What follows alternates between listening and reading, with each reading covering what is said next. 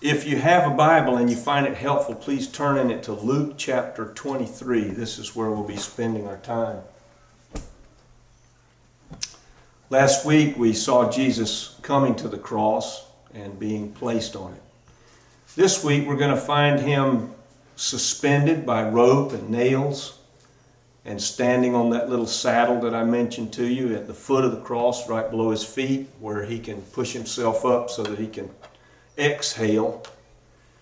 But otherwise, he and the other two criminals who've been crucified this day are totally helpless to do anything for themselves.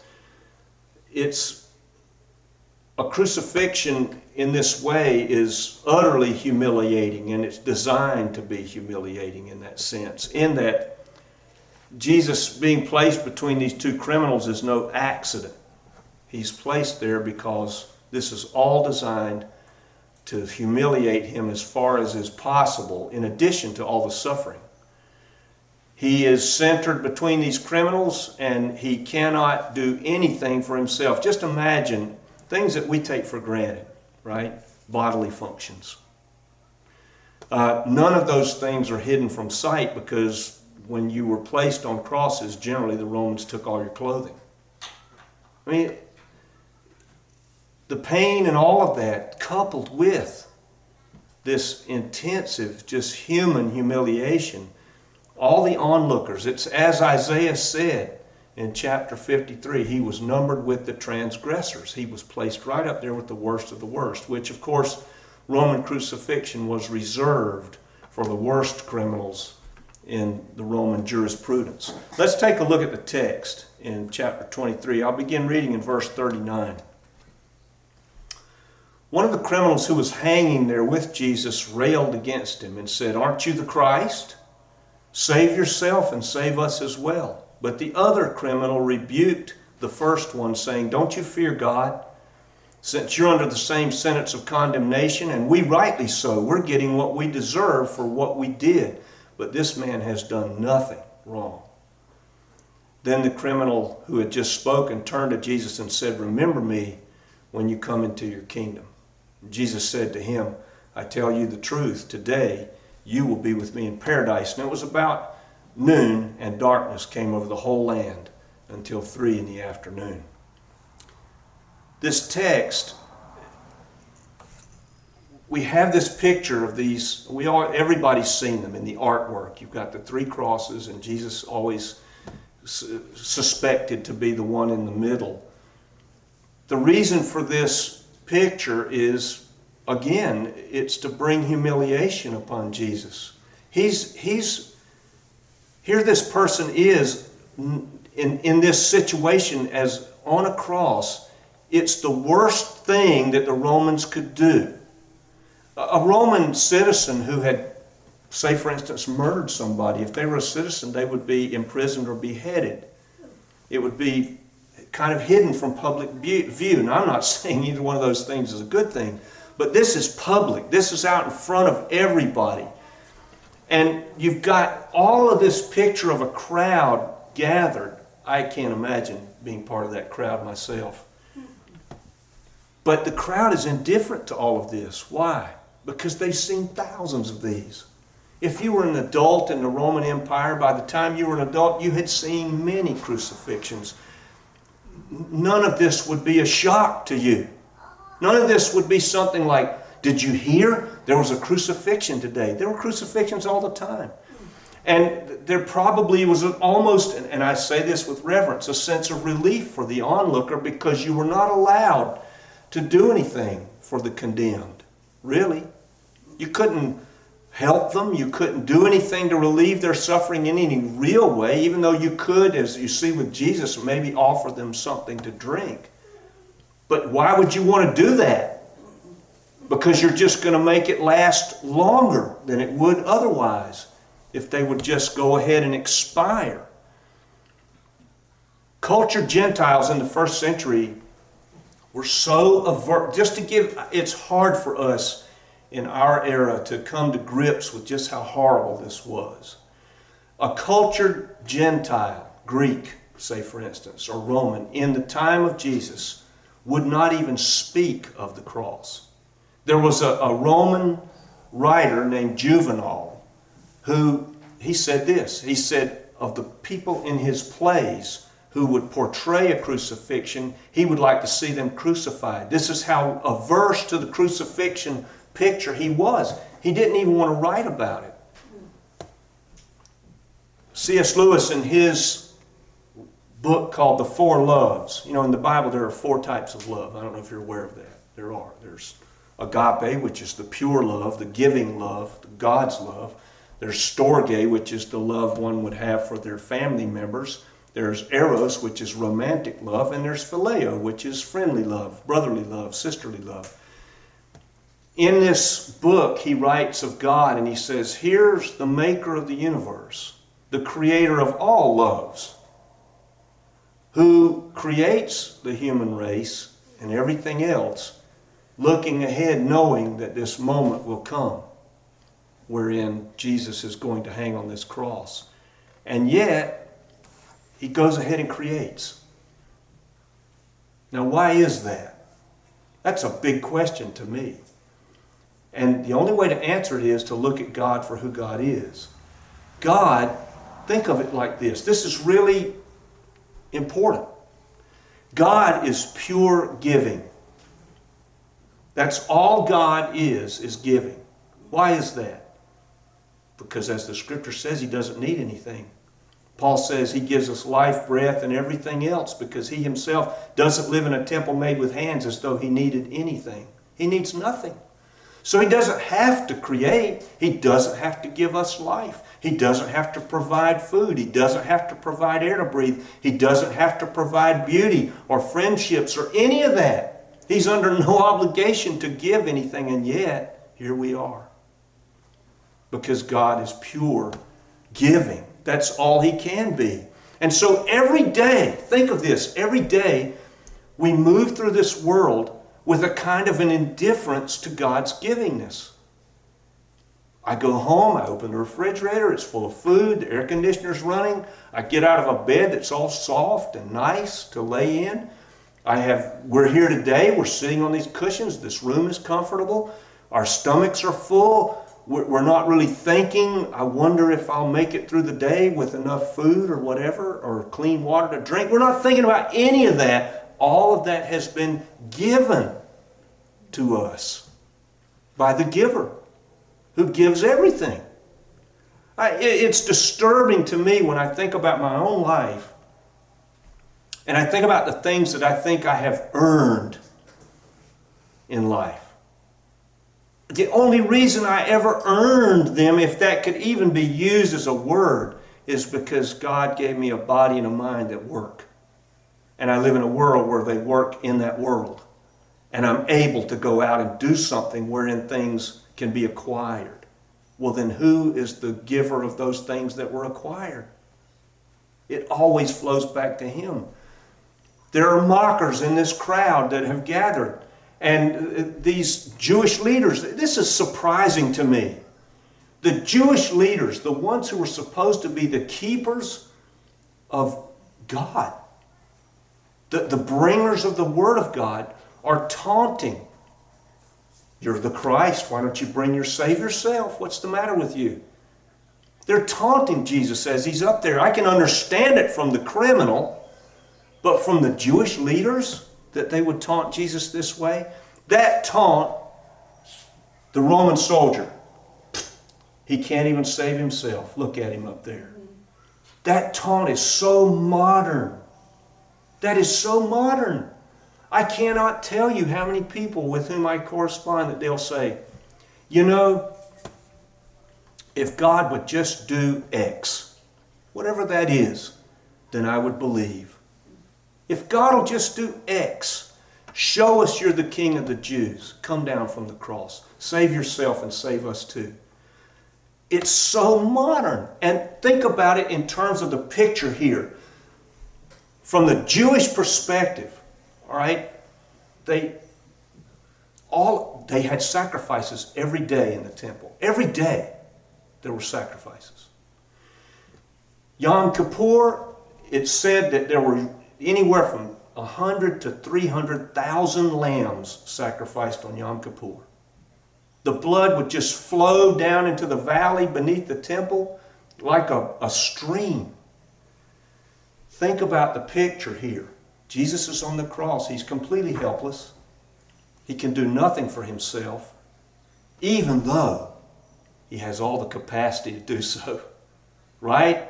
If I wanted to, as he said, I could call a legion of angels and they would come. In this moment of total helplessness, the picture of the lamb is so powerful. Think of it. A lamb. Lambs don't have sharp teeth. They don't have sharp hooves. They're little. They're fairly helpless, like all immature animals are fairly helpless. We've got this dog we have now who's now 6 or 8 weeks older than when we got her. When she came home, she was just this clumsy, helpless puppy.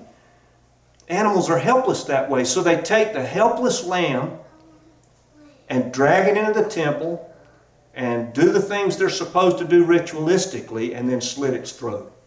And that lamb is helpless. It doesn't retaliate. It doesn't speak out. Nothing comes out of it. It is helpless before that model. It's like the lamb is at the mercy of those who put it to death. And the mockers before the cross this day, it's just as though they were mocking one of those lambs. Because Jesus is not going to return any of that to them. He chooses not to save himself. 1,000 years before this happened, the psalmist writes this, and this is prophetic regarding Jesus as he was on the cross that day. He says, the psalmist does, "But I'm a worm and not a man. People insult me, they despise me. All of those who see me taunt me. They mock me, they shake their heads. They say, 'Commit yourself to the Lord. Let the Lord rescue you. Let the Lord deliver you.' The Lord delights in you, doesn't he?" Let's stop and think about that for just a minute, all right? If let's say Jesus is there, the criminals are there, and let's say God did show up in that way. Jesus comes down from the cross, the criminal who appeals to him comes down from the cross, the criminal who's mocking him comes down everybody comes down from the cross. God shows up in this miraculous way. Everybody who's there would believe something amazing had happened, wouldn't they? Now let's move forward and say that God puts in the heavens something that makes it utterly irresistible to believe. You can't not believe. There it is. Every night we go and the stars come out and it says, Yahweh made this. Every night. I'm here, God, signed God. Every night. Or something spectacular and different with God's name attached to it. Every night, it's obvious to the entire planet. I guarantee you that people would, after just a very short time, they would start to grow angry at the effrontery of this being whom we cannot resist, who's going to make us believe no matter what. That's what would happen. And it would have happened here too. There's a reason why God comes to us the way he does in this helpless person on a cross. It's to draw us in so that we're the ones who decide, yes, I want to believe. I want you to come and live with me. I want to spend my life with you. I want to do that. If God just made it utterly obvious, yeah, you'd believe all right, but so what? After a while you'd think, who is this person who's watching me, supervising me all the time? I don't like any of that. That's how we would react to it. But isn't it something that God comes so underneath us always? So there are some things that we learn, I think. You've got these two criminals up here, and there's some obvious lessons in this. I mean, some of them are just so obvious. What is happening here with this one criminal who suddenly turns and says, Jesus, remember me when you come into your kingdom. I'm up here because I should be up here. What happened? I mean, think of that criminal for a moment. Now put yourself in his position. It's a man, apparently. So Put yourself in his position. You're up there, other two people are with you. You see Jesus. The Roman soldiers are gathered. They're guarding the crosses as they did. And you know your whole body is just screaming in agony. Every cell. And you know that it's fixing to get worse. Because you see the soldier that's got the sledgehammer, who's going to come around with that blunt axe and break your shins, so that you can no longer lift yourself up to breathe. You know that's coming. And yet with all of that, you still have the presence of mind to turn to Jesus and think that Jesus can do something for you in this moment. That's incredible to me. I can't even fathom what's going on. That this guy would even think to do that. What has happened here? I'll tell you what's happened. God has showed up. He has showed up in just the way this man needed him to show up. Didn't take him off the cross, didn't stop the suffering, didn't do any of that, but he showed up. These two criminals are doing all the same things in terms of what their bodies are telling them, until suddenly one of them is changed because God shows up. Maybe he heard Jesus praying. You know, when Jesus was being tacked to the cross beam, "Forgive them, Father, they don't know what they're doing." Maybe the criminal heard that. Maybe the criminal thought, wow, he said Father, Abba, to God. That's unheard of. There's nothing in Judaism. You go through your Old Testament and you will not find it in the Old Testament that God is referred to as Father any place until Jesus appears on the earth. No place. Who's the father of the Jewish race? Abraham. Our father Abraham. God is not the father. He's the father when Jesus shows up.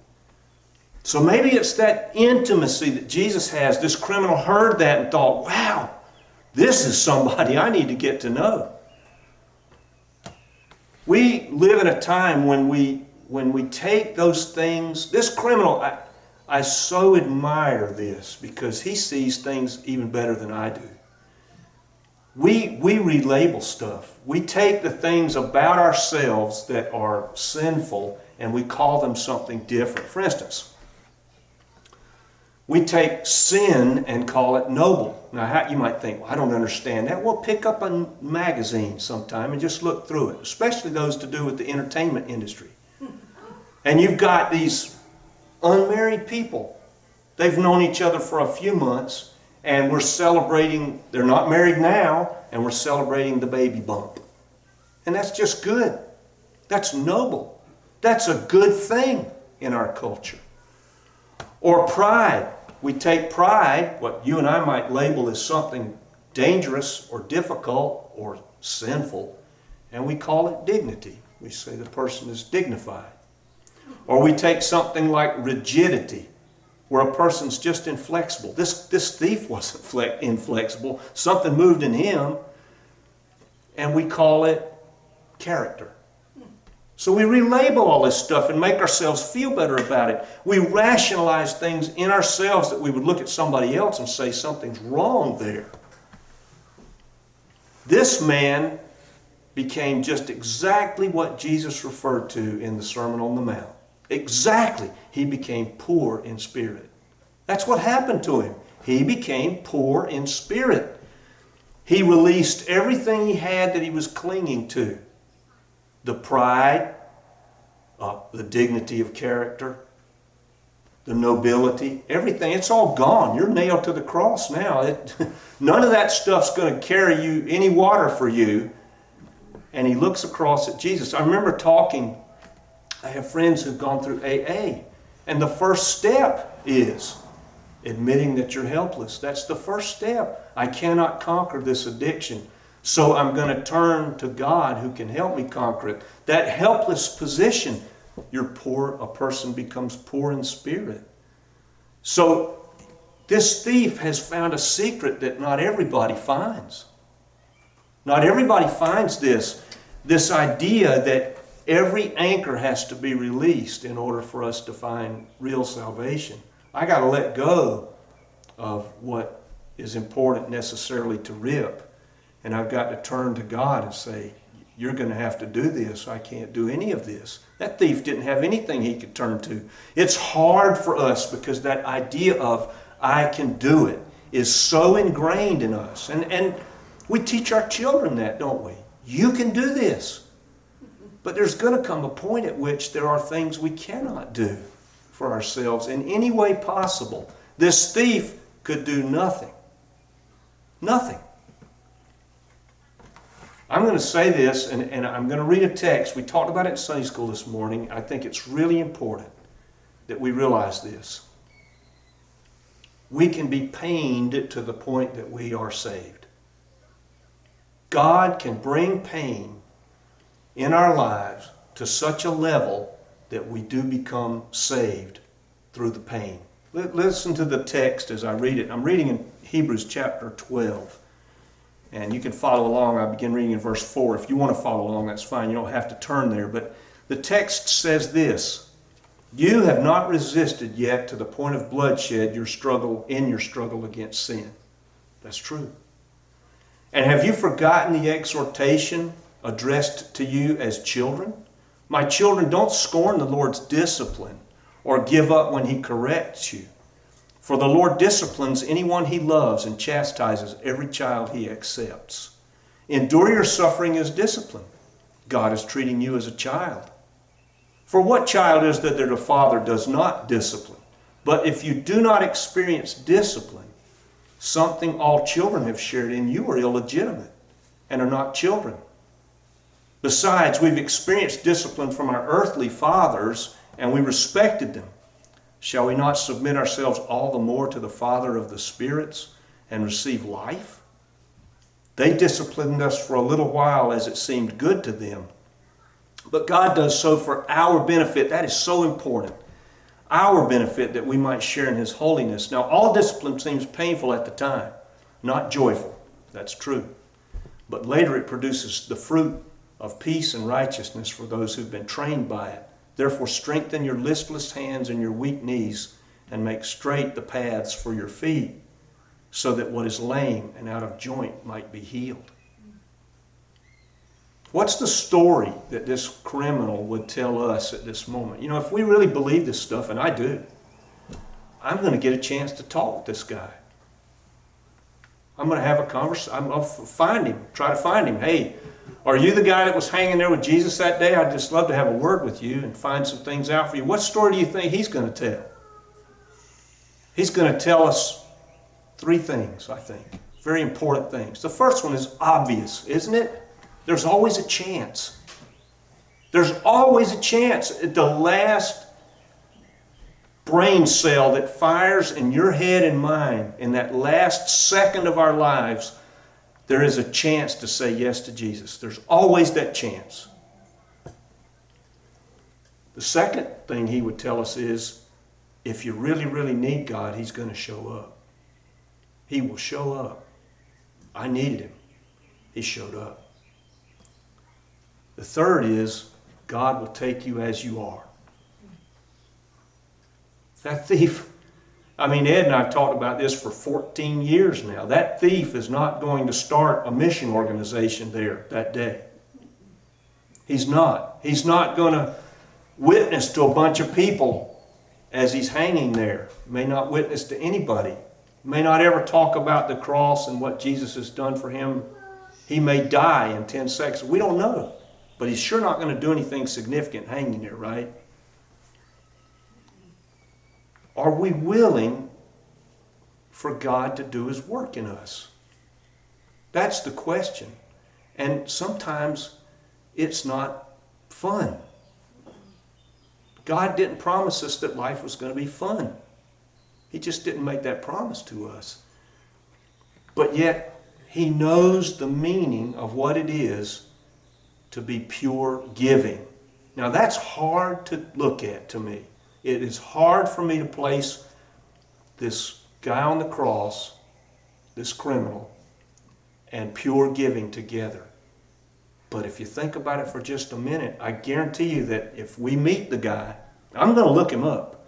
If we meet this guy, he would say to us, I would do it again just for the salvation that God has provided. No eye has seen, no ear has heard, nor has it entered into anybody's imagination what God has prepared for those who love Him. And He knows exactly what that means. I don't know where everybody is today, but if I've said anything about which you've got a question, you want to